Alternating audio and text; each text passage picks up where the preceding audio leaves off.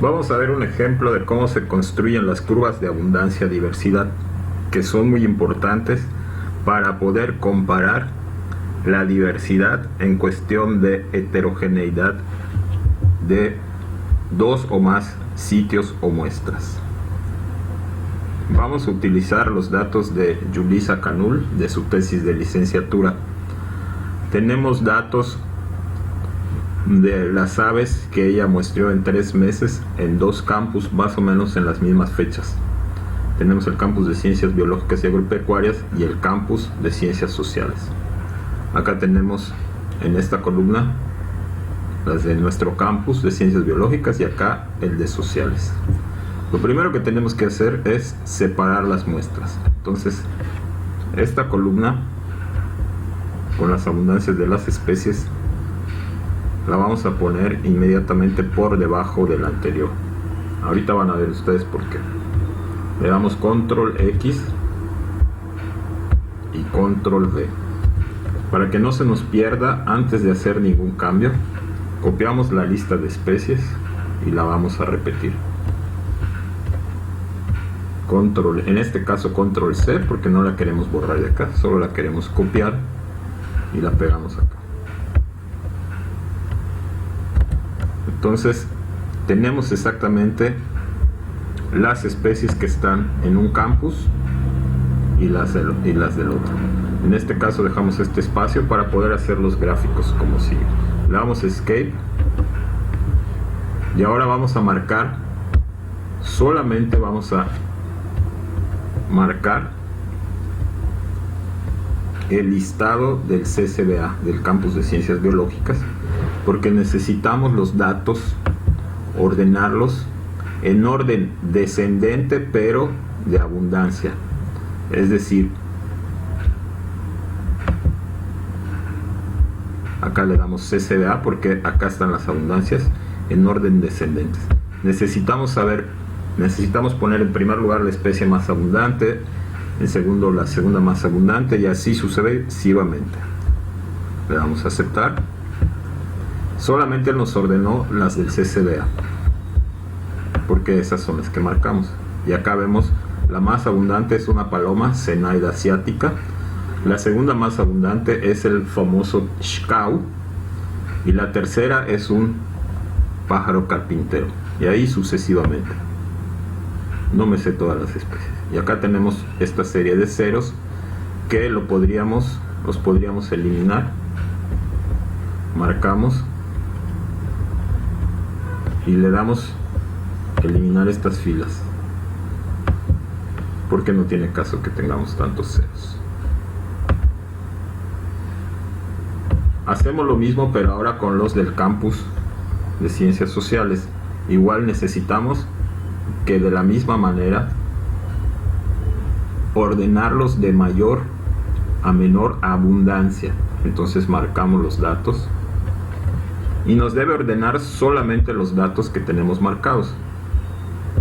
Nos debe de seguir respetando el orden que tenemos de los del campus de ciencias biológicas. Entonces vamos a ordenar, le damos a ordenar los datos, en este caso por columna C, que es donde están las abundancias, en orden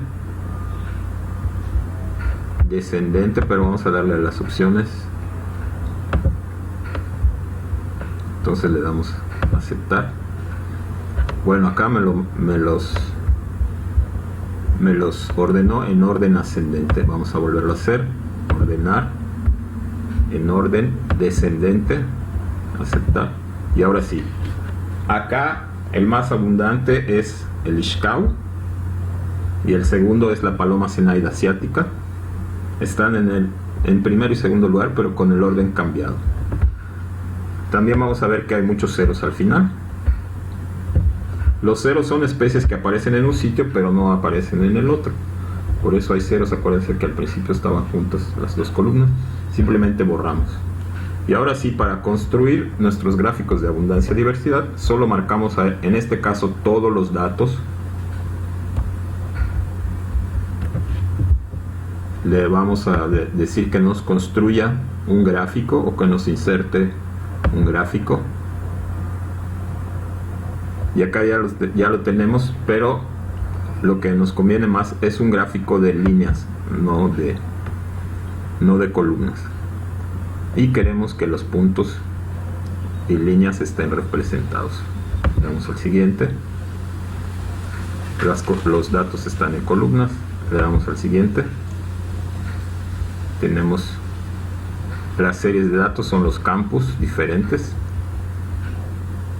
le damos al siguiente.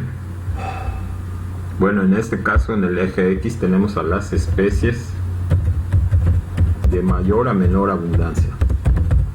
Al final así es como nos debería de quedar la gráfica. En este caso puse la gráfica, puse el eje de las abundancias como escala logarítmica.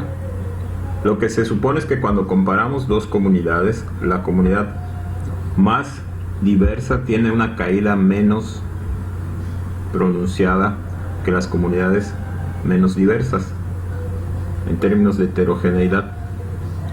Entonces lo que vemos acá es que al inicio de la curva es un poco más drástica la caída en el campus de ciencias sociales que en el de ciencias biológicas. Es decir, que las especies más dominantes, que son la paloma y el xcau, sí son mucho más dominantes que la tercera que le sigue, ¿no? Y acá vemos que pues la caída es un poco menos drástica, o la pendiente es un poco menos pronunciada.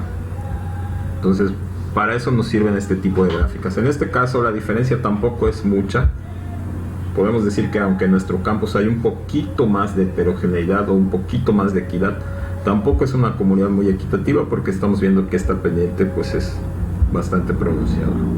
Toda la información que nos da esta gráfica, pues vemos cuáles son las especies más abundantes en cada uno de nuestros sitios. Si agrandamos aparecen un poco más de especies en la pantalla. No hay espacio, pero vemos por ejemplo que el primer lugar en el campus de sociales es el xcau.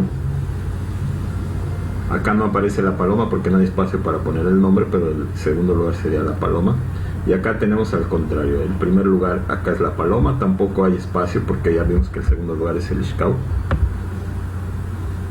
Y entonces acá tenemos toda esa información, las abundancias, cuál es la especie más abundante en cada sitio, las abundancias de cada sitio. Si le damos clic acá nos va a decir en este punto cuál es el más abundante.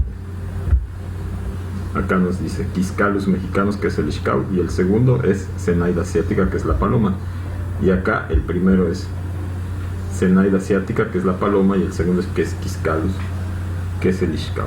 Entonces ya tenemos nuestras curvas. Si queremos convertir del logaritmo natural, lo regresamos del logaritmo lo regresamos a su escala natural, solo desmarcamos aquí y ya tenemos la curva original. Lo que vemos es esto. Igual en la curva original, si vemos esta caída es más drástica de primero a segundo lugar y de segundo a tercero, fíjense. Y acá las caídas en abundancias de primero a segundo lugar en abundancia pues también son drásticas, pero no tanto, ¿no? Entonces lo que vemos es las curvas donde las disminuciones entre la más abundante y la menos abundante nos están indicando que hay más dominancia, por lo tanto hay menos equidad en estas comunidades.